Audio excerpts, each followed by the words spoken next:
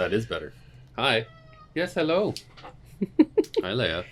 Hi. The cats are joining us early tonight. Yes, they are. Today. Hello, Leia. Is the day. It is the Hello, day. Con. There is It's not sun even out. night. Hey. Welcome back.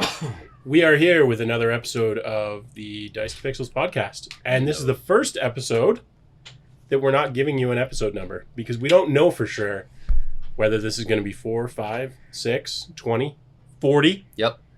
1 billion. Record. Hey, the kitty. Oh, I didn't put up the kitty cam. Oh. Fail. Well, Worst. we're going to record more than one episode tonight, Yeah. today. So Yep. there's still time. Yeah. I can put it up right there. There's a little cat hammock now. Yeah, and she used it for all of 2 seconds. So Seems very cat-like. success. Yep. So Beautiful. a couple need- things have changed. I'm going to interrupt for 1 second. A couple of things have changed. We have mic arms now, and Yay. we are using different microphones. We still have the overhead mics working today because we want a backup in case these go horribly wrong. There are several differences with these mics, one of which we have to be kind of close to them. Yep. And we want to make sure that we don't screw it up. But everything in testing worked great. Mm-hmm. And actually, I was smart enough this time to do the shotgun mics are on the right channel, and these mics are on the left channel. So even if all we have is the master track, I still have both channels. But we should be good. So with that, And at least now with these nice new microphones, you'll be able to get all the ASMR needs from our sexy voices. yeah. If we are sucking on any lollipops, we'll make sure to do it right into the microphone. Yeah, exactly. Directly. In your ears. Crunchy bars and crispy crunch and Yeah. Yep. you know. Yeah. Pop Rocks. Yes, Yeah. Pop Rocks Oh. and cola. You know, Pop Oh. Rocks is. Did you guys? Very gaming related here. I mean, yeah, it's candy. That's Yeah. right. Yeah, sure. We'll go with that. yeah. Did you guys have the rumor? I'm sure you did, but did you guys have the rumor as kids that if you like drank pop and had Pop Rocks and like swallowed them, it would like explode your stomach? I think I might have heard something like that. It was either that or the Mentos ones, but I think I got that through like a movie or something. I feel like Mentos, obviously you would like belch before it became a problem, but I feel like Mentos actually has enough like force to do it. Well, yeah, considering if you drop it into the bottle's just like... Oh, it's crazy. Yeah, I think the Mythbusters might have done It sounds like a thing they would the do. Coke Yeah. and Mentos exploding a stomach. They like clamped, they like got like a sheep's stomach or something and like clamped it closed and saw. And I think eventually they managed to do enough damage to it. I know. What a I do. fun Anyways. I do remember. There was a rumor when I was younger with Alka-Seltzer tablets, and when you fed them to seagulls.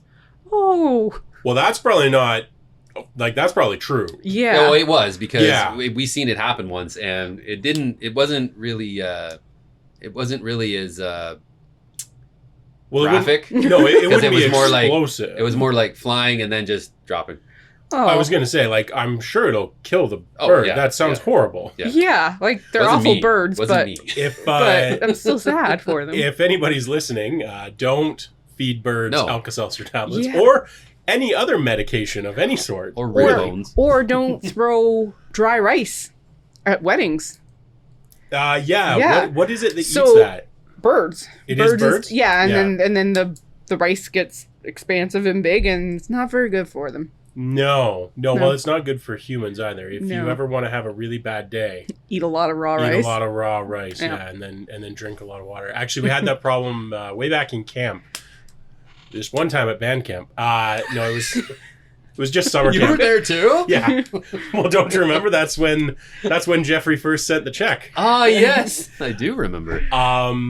We did fire roasted oats, which is not an uncommon thing for camping. You like throw some berries and some oats and whatever in a frying pan, and you fire roast them, and they're quite tasty. Yeah. But because you don't like boil the oats or anything else, you don't steam them or anything, they don't actually expand. Mm-hmm. So when you eat a bunch of those and then drink a bunch of water later, Ugh. so they were the counselors were like, don't overeat these because like you will have a stomach ache. You will feel like crap later tonight. And so a few people, of course, did. They ate until they were like full of oats and berries, and then drank water throughout the day. And they couldn't figure out why they had a stomach ache. So And they made a game out of it. yeah, who can vomit the most? Yeah. Yeah, so cool. So we're going to talk. I think the first thing we're going to talk about is the new D&D campaign. Yes. From Wizards of the Coast. Yes. July 19th brought us Journeys Through the Radiant Citadel.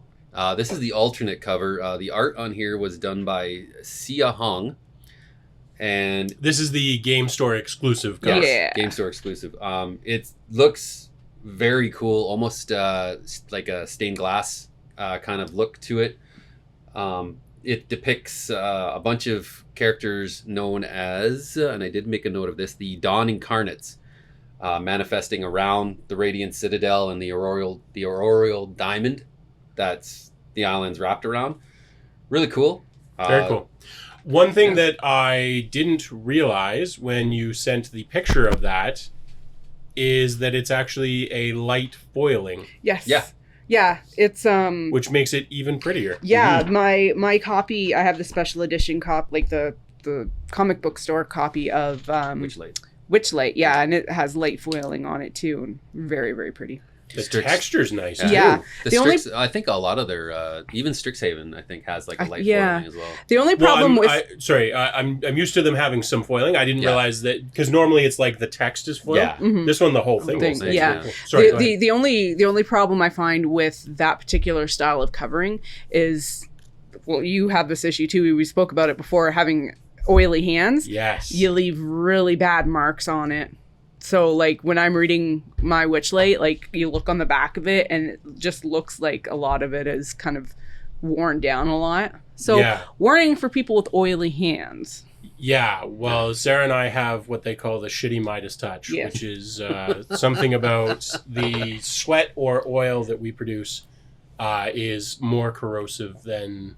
And it's fairly common. I think 1 in 4 sort of people, something like that. Oh, wow. Mm-hmm. Maybe 1 in 10, 1 in 4. It's not uncommon. Mm-hmm. Yeah, it's always something that I'm subconscious about whenever I'm reading like a comic book. Yeah. It's just leaving, because I've gotten that where I've had magazines that I've been reading, and just from holding it, and then you look at the cover and it's like you see your fingerprints and damn it. That's why I always make sure to eat Cheeto dust and maple syrup before touching anything that's collectors. Perfect. Yeah. Magic cards, comic books, Action Comics #1. Rookie baseball cards. Yeah. My Superman Volume 1. Detective Comics #27. Yeah. What's that one? That's Batman's first appearance. Oh, okay. You can tell I'm a comic fan. Yeah. It's really cool. I'm quoting some of the book here. Well, hang on. First, let's talk about what it is. So it is a 1 to 14. Yes, 1 to 14. Yeah. So levels 1 to 14. It's 14 adventures, or is it 15? 13. 13 adventures in the book. I don't want to read too far into it. No. Only because there's a chance that we might end up playing it. And I don't know. We don't want to spoil it for our viewers / listeners either. Yeah. But so it's Candlekeep-esque. Very Candlekeep-esque. Yeah. And Strixhaven was a little bit like that too, was it not? Yeah. Strixhaven was a school that had different planes as well. Yeah, it had different adventures. But it was in the also book. Oh yeah. And it was an anthology of adventures. Yes. So Radiant Citadel is also very similar to that. Quoting the book, the Radiant Citadel is a miracle of architecture, a floating city carved out of a single massive fossil that snakes around a colossal gemstone shard known as the Auroral Diamond, or Aureal Diamond. I always have trouble pronouncing that word. Aurora, as in like Aureal, sorry. Aureal or Aurora. Doesn't matter. Look it up. It's a word. See if I can just open up to. Oh, that's a cute map. So that's. Oh, cool. I don't know how well this will. We'll take a picture and. The picture will be. Link too. If I'm ambitious, it will be on the screen. Yeah. And if I'm not, it will be in Discord. Yeah, but that's the map of the Radiant Citadel. Oh, that's very cool. Right there. Really cool. The brief little introduction touches on a few key locations and some people that you'll end up interacting with. The city itself resides within the ethereal plane. Oh, and well, now hang on, because that's actually interesting. Yeah. So, I'm not aware of too many other D&D campaigns that have actually featured the ethereal plane. Yeah. They in the book they consider the Radiant Citadel a beacon of hope to travelers seeking solace from the various dangers of the plane. And this starts at level 1. Yes. I'm kind of curious to then what the difference between the Radiant Citadel would be then, and then someplace like oh my goodness, my brain I had it and then I lost it. Sigil, because Sigil is supposed to be a place that's like different peoples across different planes. I can answer this. Radiant Citadel is new, and you should buy it. That's the difference. That makes sense. Yeah. I actually don't know either one, Yeah. so I can't be. But yeah, it is similar. Yeah, I it think. sounds like it. Like Yeah. I only have a very surface level. Yeah. Too bad we don't know any lore nerds. Yeah, well, later tonight, our time. God knows what it will look like YouTube schedule wise, but later tonight, our time, we're going to be talking to Devin, our good friend. We're mostly going to be talking about the Unearthed Arcana, but we are going to pick his brain about this a little bit because it's a new D&D module. He will have read through it already. Mm-hmm. Yeah. Just a little bit. There's a bunch of what do they call them? Founding civilizations that founded the Radiant Citadel. Oh, so this is a conglomerate of a massive different multicultural, massive multicultural island. Mm-hmm. And each there's these things called Concord jewels that are linked to various like home planes of various civilizations that I assume is a way for others to get to the Radiant Citadel without having to traverse the ethereal plane. One would assume. Yeah, Yeah. I think it's just a one-way. Like a planar travel Yeah. type deal. Yeah, I haven't gotten too far into it yet. Well, look, if it's a level 1 adventure, they have to have some way of getting people there. Yeah. Because level 1s don't spend a lot of time in the ethereal plane as a general rule. Unless they're born there. I don't think level 1s are born in the ethereal plane. Are they automatically like level 10 or something? Yeah, Oh, okay. I think they'd have to be. That makes sense. Yeah. I think they would just disintegrate if they were. You're born and you're immediately like, poof, Yeah, barbarian. Right. Like, well, I mean, what's the CR on a baby Tarrasque, right? Like, I don't know. probably not 1. True. Yeah, so it looks really cool. Again, like just my brief glimpse with it right now is giving me some really good like Candlekeep vibes because everything is like so like kind of contained in the Citadel, and they have outs so that you'll be able to go to other planes For side questing. Yeah. So it sounds cool. There's these things called incarnates, and the Dawn incarnates, which grace the cover.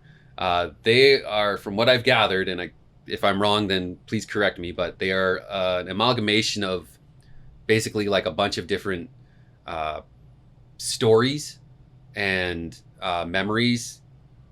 Okay, in so one. it's like memories and stories sort of taking a physical, A physical wrong form. word because it's ethereal, but Yeah. it's like And they're like Form. gemstones. Like, so, I mean, right here they're showing like a purple dragon that's the Dawn incarnate of the Yadino or Yanindo. something. Something. There's the Amber Scorpion, which is the I was Dawn gonna say- incarnate of the Sensa Empire. That's a scorpion. I Yeah. can see that from here. That Yeah. That's very cool. Very cool. So it sounds really neat. All right. I don't want to, like I said, I don't want to spoil too much of it for myself. No, well, and also Devin will have read through the entire thing. Yeah, so he'll be able to spoil it for us. So by the time this airs, you will know where to get the other video, or Yeah. it will be upcoming. One of the Yeah. two. We'll let you know in the description, whatever. Yep. And we'll have covered this in more detail. But first, I'm interested to talk about this at a sort of higher level. Okay. stepping back a bit, because we've mentioned that it's similar to Candlekeep a handful of times. Mm-hmm. I think that if you are going to do modules of this sort of thing, like, I hate modules that are all one story. I like modules that are anthologies of stories. Yeah. And I think that Wizards is starting to get wise to that, because they seem to be doing a lot more of this than Strahd, where it's Yeah. like... What would you consider Descent then? Because it was kind of... Descent is definitely one long story. I mean, Yeah. it's also a handful of years old at this point. Yeah. that that's was true. released pretty early on. I Yeah, think. it's fairly old. Strixhaven was basically like the student's adventure through Yeah, college. it was sort of, I think, walking the line where Yeah. it was vaguely a single story, but it also happens in a school, so you can pick it up and drop it anytime. sort of Yeah. thing. Yeah. The only thing I didn't like about Strixhaven was every chapter was like modeled exactly the same, where it was Same this, structure. this, this, and then this, like it. Yeah, the well, progression I of mean, it was always the same. to some degree, if you're going to model something around a school, how much Yeah. Yeah. delineation can you really have? I mean, look at the Harry Potter series. It's all the exact same movie with slightly different child endangerment each season. So Yeah. And that obviously is what they were going for with 100 Strixhaven yeah. anyway. So. and that's Yeah. not a bad thing No. either. I mean, if that's what you're looking for, it's great to be able to predict what's coming to a degree. Mhm. Yeah. I think so. The reason that I like things like Radiant Citadel and Candlekeep more, in part, is because a lot of DMs have real trouble with pacing rewards. Yeah. And I think that these books go a long way to solving that, to giving them the right guidance in order to say, like, hey, maybe give your players a level. Mhm. Because for me, when I'm DMing, I have sort of a general template that's either at mid levels, obviously at early levels and late levels, this changes, but Yeah. sort of in the 6 to 12 area. It's one level every 3 sessions and 1 or 2 feats per player. Now, these aren't necessarily book feats. These are like things you spent your entire day fighting vampires. Any knowledge checks you have in the future against vampires will get a +2. Simple things like Yeah. that. Like Yeah. a boon, basically. Yeah. Yeah, it's a feat, but Yeah. it's not like you get, an extra attack or some Mhm. shit. And because you can give those out like fucking candy, Yeah.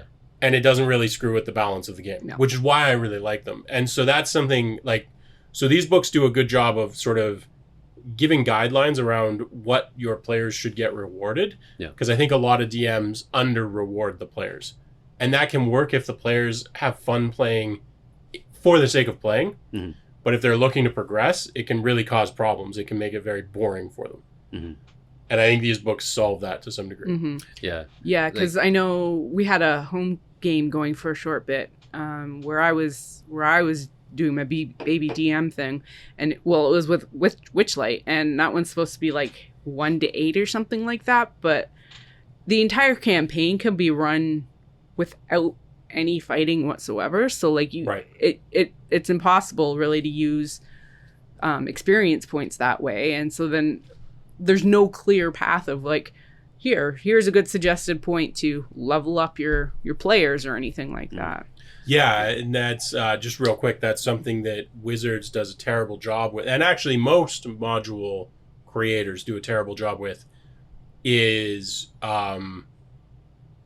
giving you a guideline for awarding experience based on avoiding the combat. Mm-hmm. Mm-hmm. Mm-hmm. Because obviously you could just give them the exact same experience that they would have gotten in the combat, but depending on how they avoided it, that doesn't make sense. No, Yeah. like if they just walked a completely different direction, like they didn't even know about It it. might be worth nothing. Yeah. It might be worth twice as much depending on what they did. Yeah. I mean, Yeah. if they became founders of the town in order to get around something, that's definitely worth a little bit. Yeah, So, and like like even having milestone markers within campaign books themselves, that like for someone starting out and learning it, that'd be so helpful. Yes. Like like you by this point you should be. Yeah. Whereas something like with Radiant Citadel and Candlekeep or whatever, like you can run it as an overall campaign, but then also you can just drop it into like your own story campaign, like the various stories within. So Yeah. So obviously, I mean, it sounds to me that we all favor the milestone method of leveling up as opposed to XP. Yes and no. Okay, so Continue. So something like this, where so you have 13 chapters and, every chapter is a different adventure. Yeah. Right? So at the end of each adventure, you'd figure, okay, you're going to gain a level, at least at the end of a chapter. Given those numbers, I would assume. Yeah. Right? So if it were, though, like say if it was a homebrew game and you've created this world and you are telling a story that has like your beginning, middle, end, would you tend to, because of like there's more of a chance of kind of like pissing about and doing things off the beaten path, would you rather have like an XP system in something like that? Well, so I have personally two schools of thought on this, and it depends on the players. It depends on the crew that I'm playing, that I'm DMing for. But the two basic ways that I deal with this is, if I go for a milestone, then I do what I was describing earlier, which is sort of one level every 3. The template is one level every 3 sessions. Session being a few hours of play. So call it one level every 10 hours of play. If they haven't done anything that would award them a level, then I will fall back on those feats that I was discussing, which is things like, well, you've been traversing the wilderness a lot. Like you've been fucking Pissing around. about, yeah. But you've gone through forests, you've gone through countryside, you've gone through whatever. So a couple things. One, I'm going to increase your sort of hardiness a little bit. So everybody gets an extra HP for their constitution. Mm-hmm. So 1 extra HP for each point of constitution. Again, I didn't... I didn't mute my neither did phone. Chad. I was the only one that was prepared. I muted everything. Wait, your phone sound is on. Hey. So that would be an example of where I would lean much heavier on the feats. So it would be things like that. And then I would also say, like, you all have a slightly nerfed version of favored terrain. Okay. Mm-hmm. Yeah. At least for the next little while. Like, basically, any fight that you get into outdoors, I'll give you advantage on your first round of combat for the next, 6 game months or something. Mm-hmm. Little things like that. Yeah. Because I can give those out like candy. Yeah. And they don't massively impact the balance of the game. Now, some of them can, but you obviously have to be a little gentle about how you're doing it. And I'll give those out. So if they don't do anything that I would consider valid level material, I will just give out tons of feats. And I'll start making them more and more combat oriented so that they actually fucking do something. Yeah. And it's nice too with that too, because as a player you're still being rewarded for doing things. You're still getting something out of it. That's what I find is that most players don't need a level to feel that they're achieving something. Mm-hmm. They just need recognition that they're doing something. Yeah. So what's your okay, so this will be my next question for both of you. What would you consider to be your preference when playing D&D? Do you prefer books, say like Radiant Citadel or Candlekeep, which has like a general base location, but then has you doing like various things? Like say like you have like one adventure might be escort so-and-so here. And then the next one is like, there's something's happening between these two merchants and they're having a fight and blah, blah, blah, blah, blah. And we need you to mediate sure. Mm-hmm. Something like that, like various things. Or do you prefer like the long form storytelling where you're always, you're kind of moving forward, homebrew-ish kind of. Like a campaign, like a long-term very long-term campaign. Yeah. Do you have an opinion, Sarah? Yes, and I kind of like a mix of both because I like the idea of a long-term overall story. As a player or a DM or both? And are they different answers? Um, And just Actually, as both. Now that Okay. I think about it, yeah, because like the overall story is nice. It's fun. It gives you. It feels like you're working towards something for sure, but having I think the ability to throw in like these stories into an overall campaign is like a small term goal that like if you're going to like I'll save the planet or something like that, like that's such a huge undertaking that it's hard to see the end of that. Whereas if you give like, oh, you're spending a week and you're helping out these people doing something or whatever, it's just a nice small term goal to cut things up so it doesn't feel as daunting doing an overall campaign where you may or may not feel like you're progressing so much. Yeah. But then overall, like even if you're using the smaller stories, you can build an overall campaign out of that, kind of like what we were sort of doing with Candlekeep when we were in Another Life. And I don't know, I think they both have their advantages. It just depends on how you feel like taking the story. Yeah, I think the trick with any sort of anthology style module, such as Radiant or Candlekeep, and I think from what I've heard about Radiant, I think it probably does a better job than previous ones. Mhm.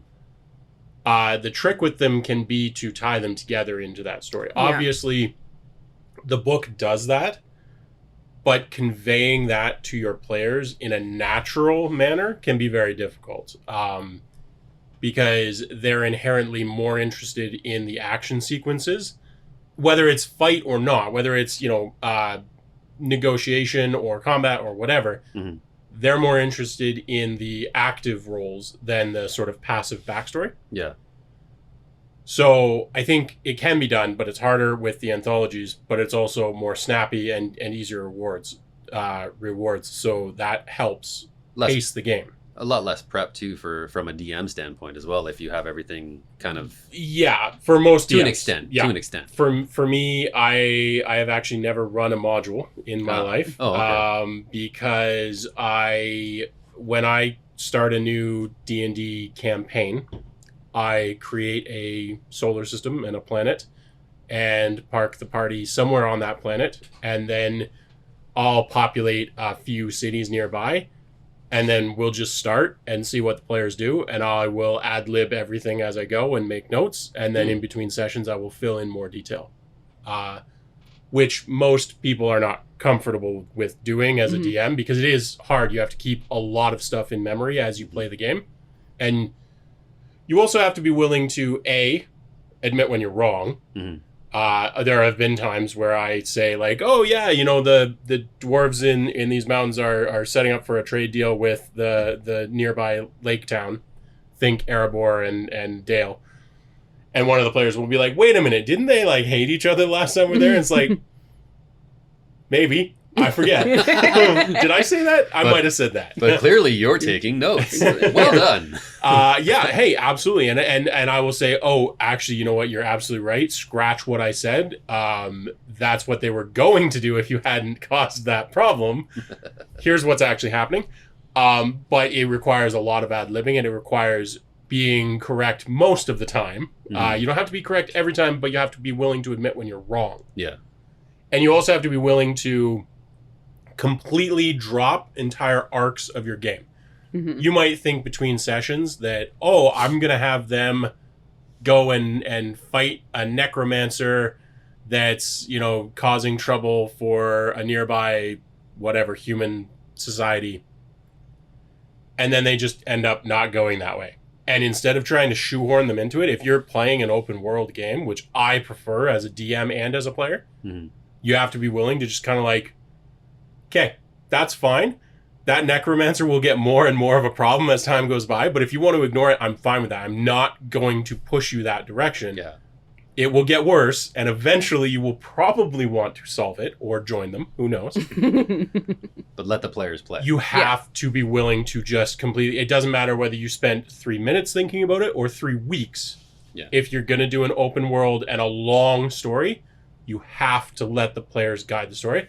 Because if you set up a long story, and this is why I think things like Strahd can be fun, but a lot of people are left with sort of a mediocre experience from it. Mhm.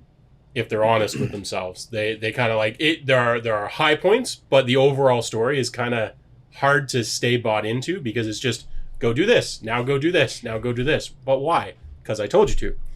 Yeah. See, when we were playing, Witchlight. Wow. I was trying to say Witch Haven in my head. Good old Witch Haven. Oh, Strixlight. When we were playing Witchlight, we didn't get very far in because second wave COVID happened and people weren't comfortable. But that's like just as a beginner DM, I was like, oh man, like how do I make this move along if they're not interested in going this certain way? Like I felt like I was railroading them because it was like, all right, well, this is how the story progresses in here. Yeah. But I think having like only a vague idea, like you were saying, of and the willingness to kind of just float along with whatever the players want to do is a lot easier. And a lot of DMs will you sort of say like, well, you're gonna face this combat whether you like it or not, and I'll let you go left when you're supposed to go right. And you'll just end up in the same spot. And to some degree, that works great. Yeah. But there's other things where it's like, I've established that, I'll go back to the Necromancer, I've established that they're in the Mirkwood Forest causing problems. And you guys went to the Shire.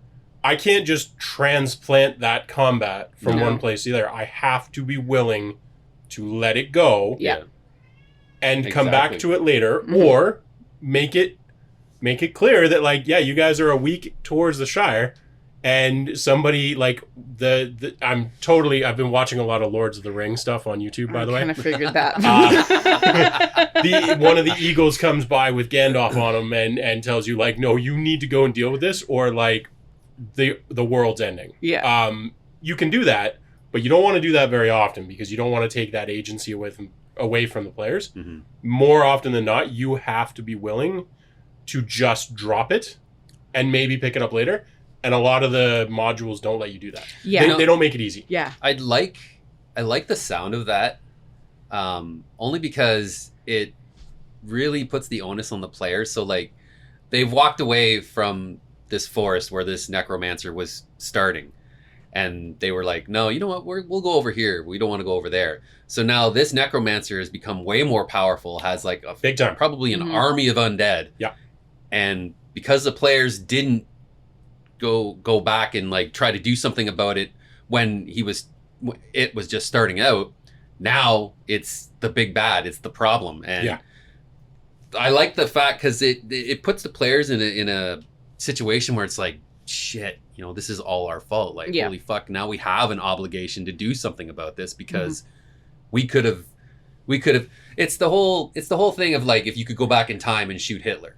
Right. You know what I mean? Like that kind of thing. Like it's one of those things where like, shit, like this is like, we could have done something about this and we didn't do anything about it. And now this is on us to fix. Yeah. And it almost makes the problem seem so much worse because you know you could have fixed it. Obviously, going back and shooting Hitler is an extreme example, but I know where you're... the first thing that popped in. I know where you're going with that. And yeah, it's one of those like, oh, we should have, could have, would have solved this, but we wanted to go and get some troll loot instead because the necromancer sounded hard. And it's like, well, it was hard. Now it's nigh impossible. Way hard. Yeah. Now that CR rating's gone up from... like 12 to 18. By the way, if anyone's hearing my chair squeaking, that I apologize. I am going to either oil or replace this chair between now and the next time we film. Another thought I had about Radiant Citadel 2 and that specific type of like just mini adventures is with groups that are only able to meet like every 2 months or something like that. That's fantastic because you don't have to remember what's happening from one game to the next. Because if they have like a full day to play, you could play through one of those. And then you get your D&D fix until you can see everyone and get everyone back together again. 100%. In like 6 months or whatever. However, if you, as a DM, are in that situation where you have players that can't regularly meet, don't play D&D, play Shadowrun. Yes. Because it's better Yeah. for that. For that, Honestly, check it out. Yeah. Yeah. Well, I'm asking you two a lot of these. I want to hear Questions. your thoughts. Well, Yeah. see, this is my thing, is because I by no means do I consider myself anywhere near close to even a good D&D player, because I am still cutting my teeth like very, very hard. You're Like, a there's- newbie. Yeah. I'm a major, like, big time newbie. DMing something is way, like, if I ever decide to DM something, that's so far down the road that I can't even tell. You know, you say that, but I DM'd before I played. Yeah, I think you'd be fine as a DM. It's- You're it's- quick on your feet, so. Oh, well, I mean, unless I'm running on ice, then that's a different story. Yeah. That'll be a bridge. Like, I mean, who knows? Maybe I'll run Radiant Citadel. There you go. Like, I don't know. It's something that I haven't really put a lot of thought into, because I don't consider myself like good, I guess, at D&D yet, because there's things that I'm still learning. It's happened where I've messed up on like attack things, or I've messed up some, you know what I mean? Like, Yeah, I know these things and I keep track of them in my head. Even like lore, like I have read damn near everything like that. I like, if Yeah. it wasn't for the fact that I didn't want to spoil this, I would read it. I would read the whole damn thing. But I'm asking you two because I know you both played way like a lot more than I ever have. So like my opinions are so like minimal. Like, I'll go with this. I prefer Milestone because it's I prefer Milestone because, one, it gives you something, it feels more of an achievement. So if you've prevented a war in between two towns that were at each other's throats and you've brokered peace, boom, you gain a level. That's good, because that's something that's like a badge you can wear, like, hey, I did that. Yeah. I helped bring peace to these two troubled towns, and now they're united and working together as one.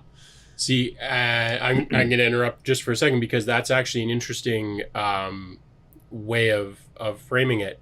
I actually, when I'm doing long form stories, that's the sort of thing that I actually probably wouldn't give you a level for. I would give you feats for. Yeah. Because then, forevermore, you mentioned like wearing that as a badge. If I give you a level, it's just a level. Yeah. But if I give you a feat that's like, Diplomacy or something. yeah, exactly. Something that's like, you did something remarkable, and here's your permanent increase as a result of that. Yeah. And yes, you probably get some experience, and you might even level in addition, depending on timing and everything else. Yeah. I will straight up give you a feat specifically because you just did something incredible. Yeah. So, yeah, there's that. 2, math sucks. Math does suck. Math sucks. I would not want to be there trying to, like, you've killed like a random mook and there's still a battle going on, but hey, Yeah. I'm at level 4. Congratulations, give me you a few killed a seconds. chicken. I need to, like, I don't like that. So the milestone things makes a lot more sense to me. So on the XP front, because I mentioned, I said sort of depends on things. Yeah. I can go either way. Mhm.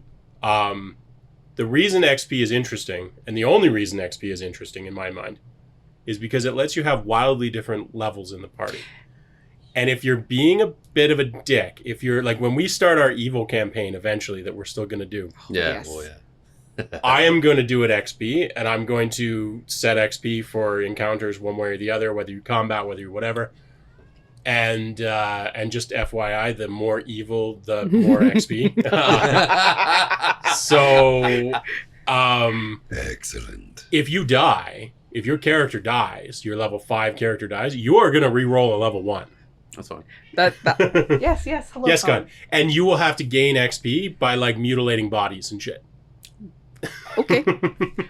So you can make it fun, is what Yeah. I'm getting at. Like, generally speaking, I prefer Milestone, but you can make XP fun. Yeah. It sounds almost as if I found when we gave The Witcher a go, Yeah. that was like, it was like an XP boon.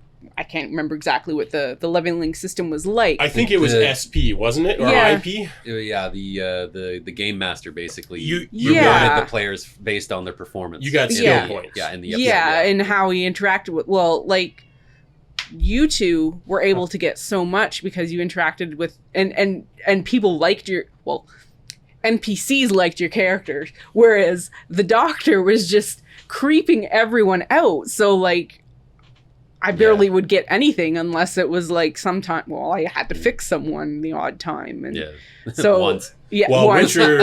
Witcher has all kinds of things that suck about it. Yes, so there's that. but yeah, that's just, that shows like an imbalance with XP for better or worse, just depending. I think Absolutely. I think that's the caveat with XP is that you have to, as a DM, you need to be very careful that you don't create those traps. yes, That you don't make the bard get all of the XP and the cleric get none. Yeah. Or whatever. yeah, Yeah. yeah, because like with something like that, like I knew that my character was. Like, my character was literally feared right from the beginning because of a facial mutilation. And, Yes. like, any interactions that I would try to do with anyone, like, I'm going to be rolling at a disadvantage. Also, my stats really sucked, too, so... Yeah. so first of all, before I move on to this, did you want to say anything Yeah, more? just let me. Yeah. So to the point when I asked about campaign books and ongoing story, I'm kind of teetering on. You know what I mean? You wait until you play one of my open worlds, which Yeah. will start very Oh, yeah. soon. But I'm not- yeah. You'll never want to play a module I'm again. teetering on it. I just enjoy playing. Yeah. I think Yeah. what my next question would have been, what do you prefer? When you play D&D, what's the one thing that you enjoy doing the most? For me, it's like RPing and like Mhm. playing a character, coming up with a voice, even if it's a shitty voice. Like the one character I had always talked like this, not very good creative Yeah. voice. And It was no Josephine. no, it wasn't a Josephine at all. But like coming up with this kind of voice and doing capo, which was really fun to do, and I'm going to bring that back. Don't worry about that. You're actually very good with coming up with voices on the spot. Mhm. Yeah. You're very good at it. I mean, when I'm playing as a blue Sapphire Gem Dragonborn, I had to make it kind of sound like a Dragonborn. You and Sometimes it's just really hard to articulate when feels like you're choking on your own tonsils.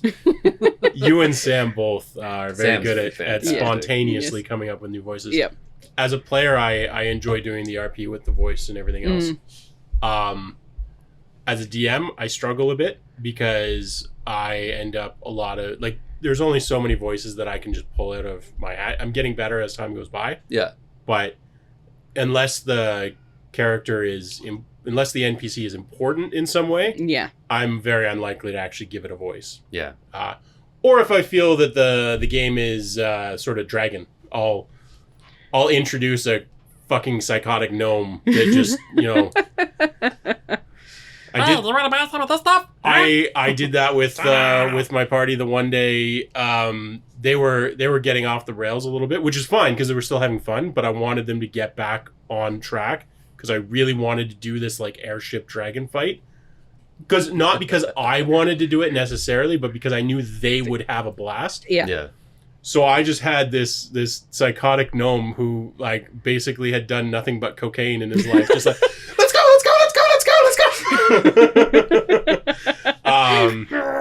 And sure enough, they were like, I like his energy, let's do it. and then they fought the dragon on the airship. And it was great. They loved it. But Nice. It took introducing like a psychotic drug addict gnome to get them to go. Right on. Cool. So Yeah. what I was gonna ask, do I remember what I was gonna ask? I don't know. Do you? Oh yes, rolled stats versus point buy versus standard array. Here's a controversial topic. By the way, I want to see as many hateful comments in the video as possible over this. Yep. Standard array, and anyone who thinks anything else is wrong. I've never done it. Yeah, I've only ever rolled for stats. So rolling, I've always rolled for mine. rolling for stats is cool, because there's a lot of variance that you can get, and that can be fun. But it can also end up with somebody at the table being shit.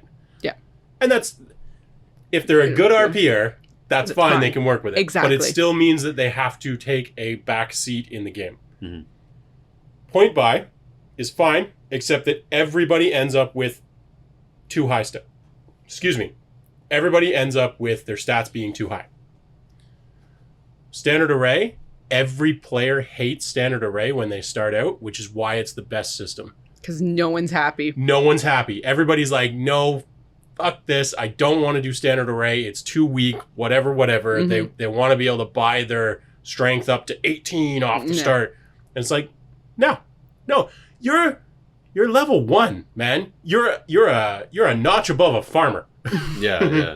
You are not taking on trolls at level 1. Standard array all the way. So and then as a DM, it's up to me, to recognize when somebody is not able to fill their role effectively and award them customized feats that allow them to step up. Okay. Your constitution isn't high enough. I can fix that. I can give you a temporary feat from wandering through the wilderness, whatever, from, hitting the brink of death and having the cleric bring you back from absolute certain death. You gain for the next month, you're extra hardy. Here's an extra, as I said before, 1 HP per constitution level. I use that actually fairly commonly as a temporary thing. You don't want it to be permanent because then they start stacking and that's a problem. But for me, standard array creates the most creative environment for everybody involved. So for all of the new D&D folk or people just starting out, standard array is basically everything is all the same. It's like 15. Here, Look it up. But it's you get numbers, right? And you get to assign where those go. But you don't get to, I'm going to buy up my strength as high as it will go, sort of thing. Okay. It caps out at 15. Okay. Plus racial bonuses. So So the standard array pool consists of 15, 14, 13, 12, 10, and 8. That's what I thought. Okay. Yeah. So you have to have a bad stat. Yeah. You have to have Just one bad stat. You fair. don't get to have 3 bad stats and 1 great one. Yeah.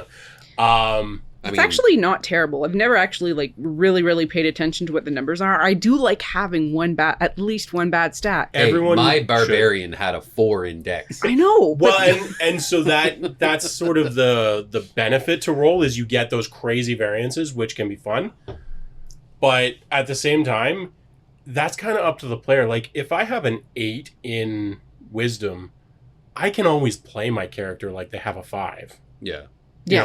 Like I can look at Foley back in the day. I played him like he was an absolute idiot, despite the fact that he actually had crazy wisdom because his intelligence was low. So I'm like, screw it, I'm gonna act like he's an utter idiot. Yeah.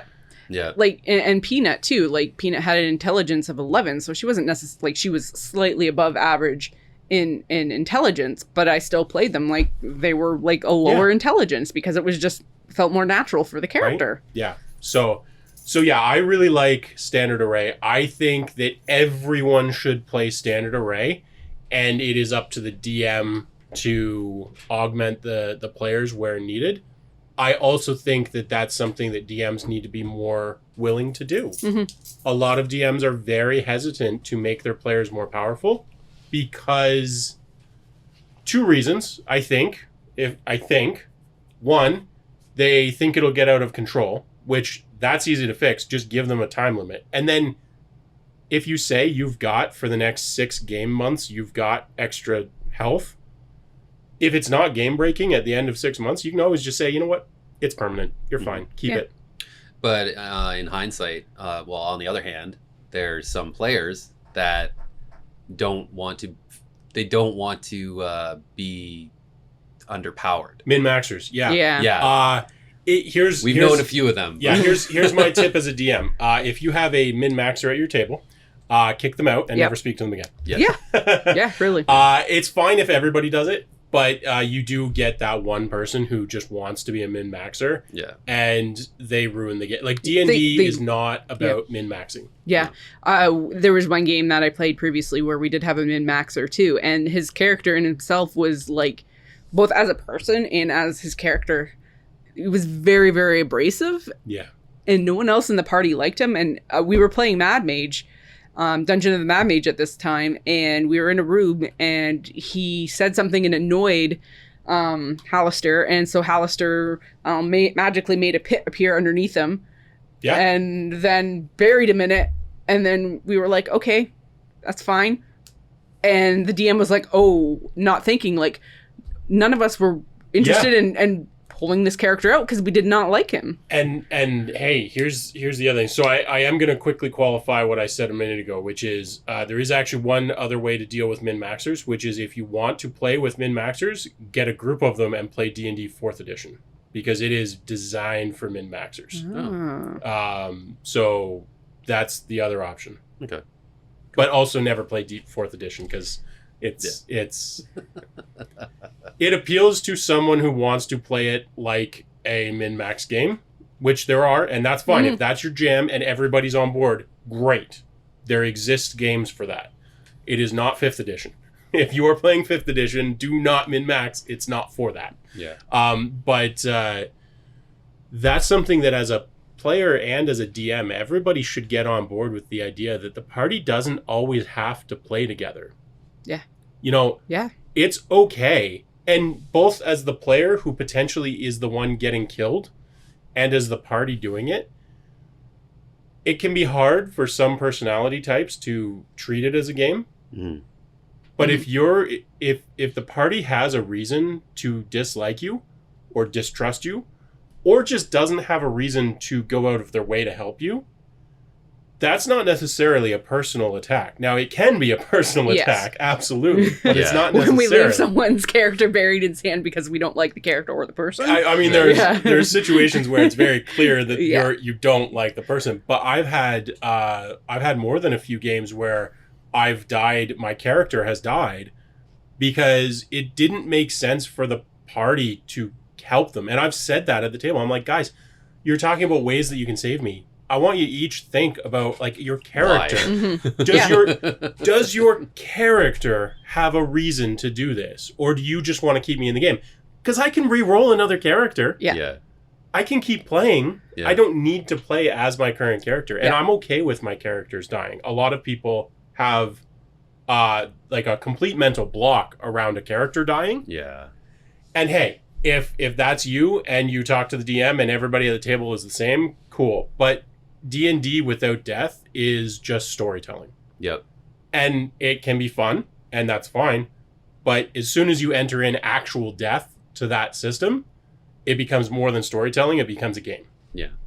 And with the whole death. It's just an enhanced storytelling too, Yeah. because it gives higher stakes for the rest of the team, yeah. especially if they like someone that has died. Yeah. And that's the thing too, is like, I mean, death, it adds to the stakes in it. So if we're playing it like creates them. yeah, and Yeah. if we're playing like a long form game, and we've had a group of characters that have been around for so long, and then like, oh, Chad's character died, like dead. Yeah. It's like, Yeah. oh shit. So now that character's dead, but then the next town, Chad's new character. You know what I mean? Like it doesn't necessarily mean the game stops. It's if you're still going, like you can still play. Yeah. Mhm. It's just, hey, shit happens. Yeah. Yeah. And you're allowed to be emotional over that too. Like, cause that is like if you're playing that character, that like a character, that character is part of you, that character has developed some sort of relationship to the other character that has died. Like Yeah. that just enhances storytelling so much I mean, more. you should like, totally have a funeral for them and Yeah. like, Yeah. have like, absolutely, of Yeah. course. That'd be dope. I mean, and- what that tell me like that session. You know, you play one of your sessions is basically you're having a funeral for your fallen comrade, Yeah. or a celebration of life for your fallen comrade, Yeah. or maybe this dead character comes back as a ghost to just give a final farewell, Or you're pissing on their grave or you're because you hate pissing them. on their grave Yeah. because they're just a piece of shit. yeah. Yeah, absolutely. I think that death is something that a lot of players and a lot of DMs are very hesitant to use as a tool. But I mean, there's a reason that some of the most memorable moments in TV ever and movies ever Mhm. and books ever Yeah. is characters dying. Yes. Characters that you cared about dying. Yeah. It is essential to storytelling. Mm-hmm. So. I think, but the difference is between other media versus playing D&D or any other TTRPG is you are observing the loss of something versus Absolutely. experiencing it yourself. And in our society, we don't deal or speak about it in a really at all. Yeah. We're better than we were once upon a time, but because we don't have that, I think as people don't know how to deal with it very well. So it just makes it so much more difficult in storytelling. No, man. 1986. When they killed Optimus Prime, man. I'm still not over that, dude. I'm still not over it. I was born in 86. Was that traumatic? That destroyed me. Optimus Prime died, man. God. But they brought him back. Yep. Yeah, that's right. They brought him back. Yeah. I was 8 years old. Somebody cast True Resurrection there. Yeah. Yeah. So I think that and don't get me wrong, I'm not trying to trivialize the impact of a character dying because no.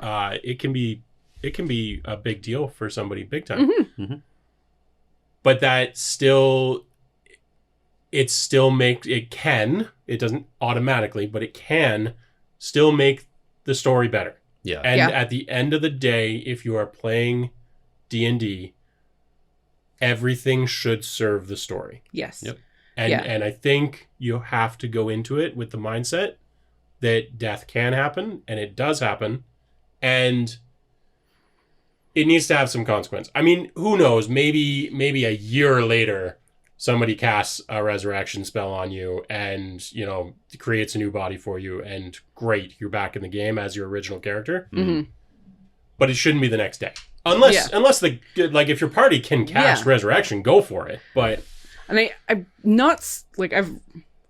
only listened to them in the last couple of years, but I know in Acquisitions Incorporated, they have the one character, Evelyn, and she's what's like the robotic people.